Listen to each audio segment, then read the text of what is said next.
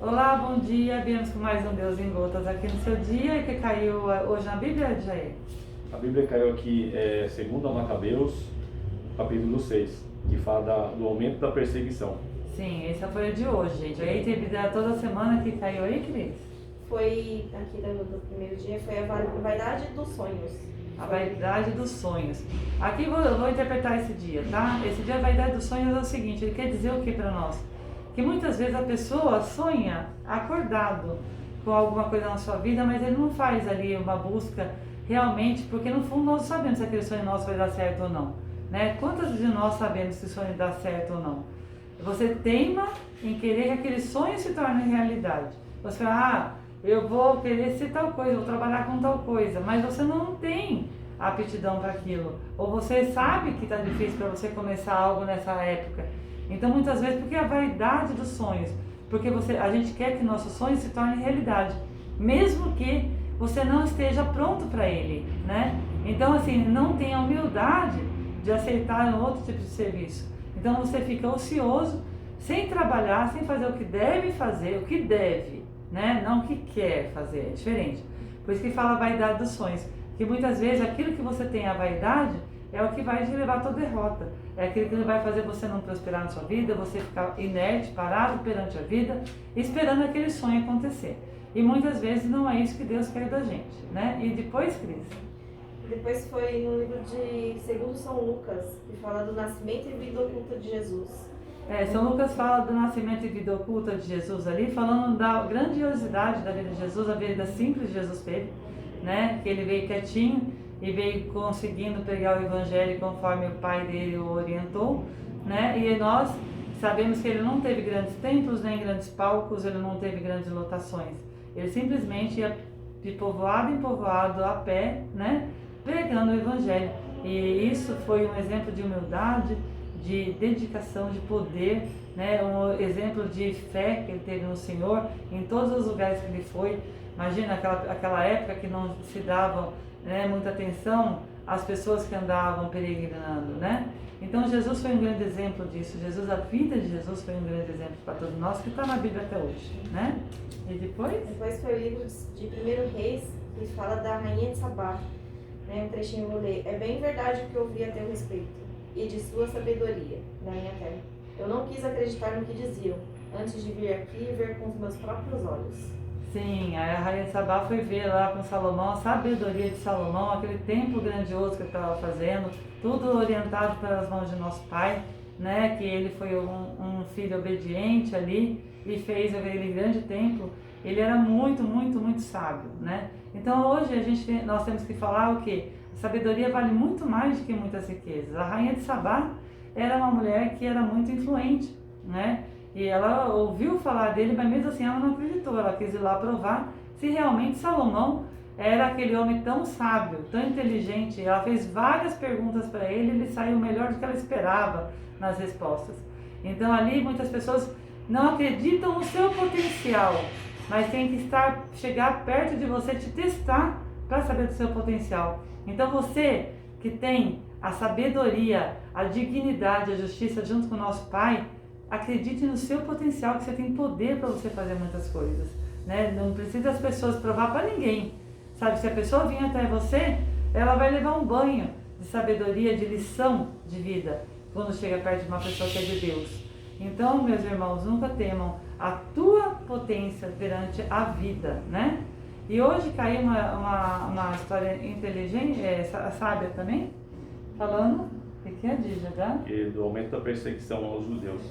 Então, aí esse é o ponto culminante de toda a semana, né? Hoje. A perseguição aos judeus. A terra Israel foi tomada, né, pelos, eu não me recordo o nome deles aí, vê se você acha aí. Tem um nome estranho, até parece de satélite. Júpiter. Júpiter. O cristiano adorava Júpiter. A Júpiter, tá vendo? Eles tinham que adorar Júpiter, fazer os judeus adorarem Júpiter, não guardar sábado, não fazer seus rituais, né? Eles foram proibidos de tudo isso. Pelo aquele povo que foi, eles foram pegos ali para aquele pessoal que queria que eles adorassem Júpiter, né? Uhum.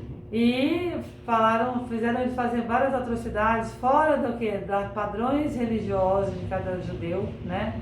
Então muitos judeus ali se mataram, morreram, deixaram morrer, foram queimados, a mulher amamentando foi jogada do alto do penhasco para todos verem que elas estavam teimando, né? Contra a seguir Júpiter, lá, sei lá o que eles queriam que adorassem, né? Que não adorassem o seu Deus. E aí fala o que para nós nessa história? Para que a gente não se entristeça por tudo aquilo de mal que aconteceu com aquelas pessoas. Por quê? Porque era uma lição necessária àquele povo. Então vamos ver assim, meus irmãos. Se você tem a tua casa uma pessoa muito má, Deus pode permitir que aconteça alguma coisa de muito mal dentro da sua casa para aquela pessoa se regenerar.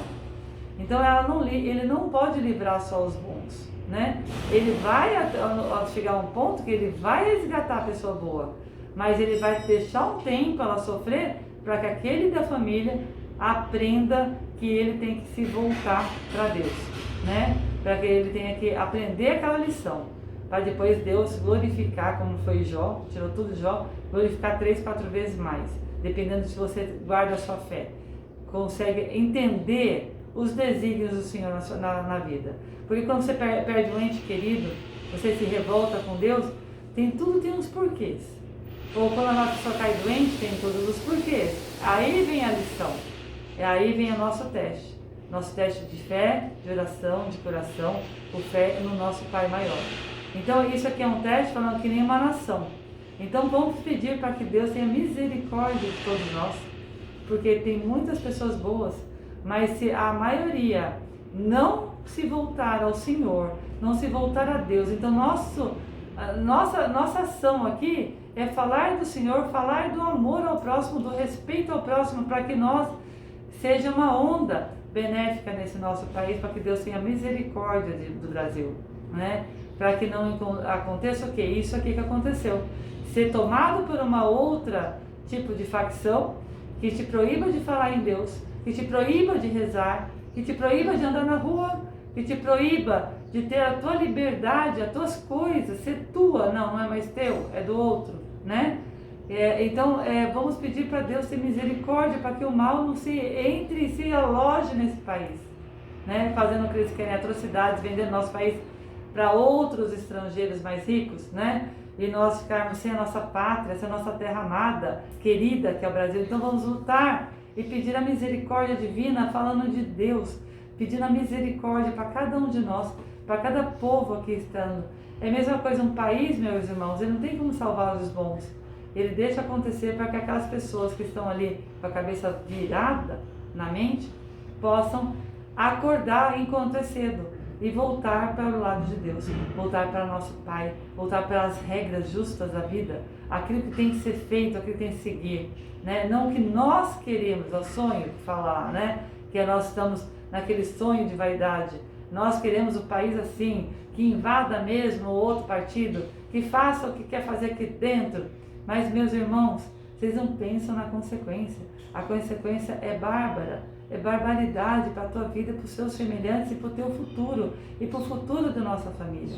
Então nós temos que pensar em uma pessoa de Deus, que Deus tem aqui, uma pessoa governando, uma pessoa de Deus, que venha trazer para mim, para vocês, para todos nós, né, um futuro melhor, um futuro digno de liberdade em nosso país.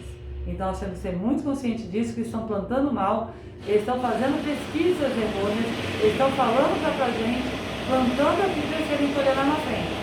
Mas nós não vamos, Deus não vai deixar e o povo não vai deixar, porque o povo no Brasil é uma pátria amada, é uma pátria que tem Deus no coração, uma pátria muito, muito temente a Deus. Então vamos sempre seguir assim, sabe, dentro da nossa família, nos nossos atos, onde nós estivermos, que Deus esteja sempre nas nossas bocas e nas nossas mentes, e nós seguirmos os seus mandamentos, para que Ele tenha misericórdia de todo esse povo que é digno, que está assim com fé firme e forte nos desígnios do Senhor. Amém? Quer falar, Zé? Não, só apresentar algo só nesse resumo tudo aí, que a gente pode aprender aqui. Que quando nós se afastamos das leis de Deus, da vontade de Deus, deixando de segui-lo, automaticamente estamos nos entregando aos nossos adversários, aos nossos inimigos.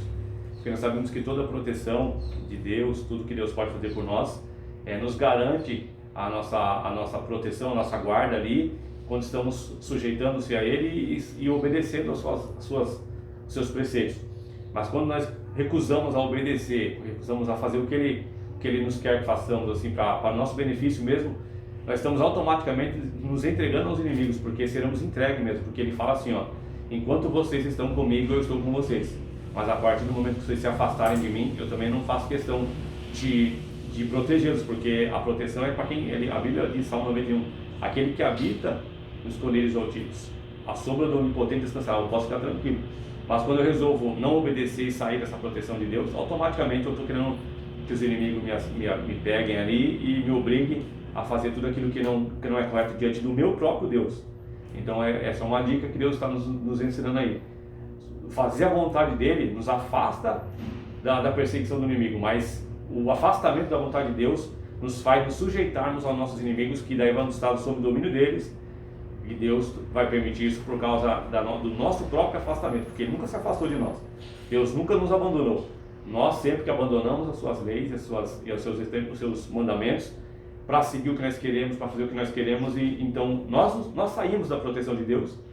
E quando você sai da proteção, só tem dois lados: o lado de Deus, que é o bem, e o lado do mal, que é o inimigo. Se nós saímos da proteção do bem, vamos cair no mal, e então o mal faz o que ele quer, domina, obriga, e força, e prende, e faz tudo aquilo.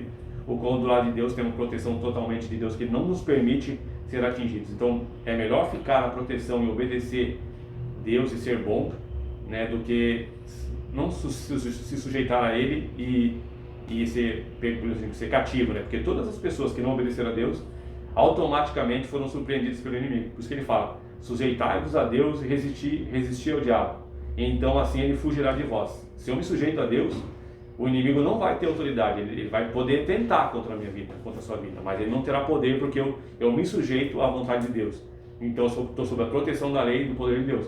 Mas quando eu começo a desobedecer, não me sujeito mais a ele, então o inimigo tem acesso e ele consegue seduzir as pessoas e fazer com que elas sejam escravas dele. Então um resumo importante para a nossa vida: é ficar sobre a orientação de Deus, sempre seguir o que Ele está nos orientando, nos comandando ali, que o inimigo não tem acesso e não vai poder tocar em nenhum de nós. E pedir para vocês ir passando de um para o outro, né?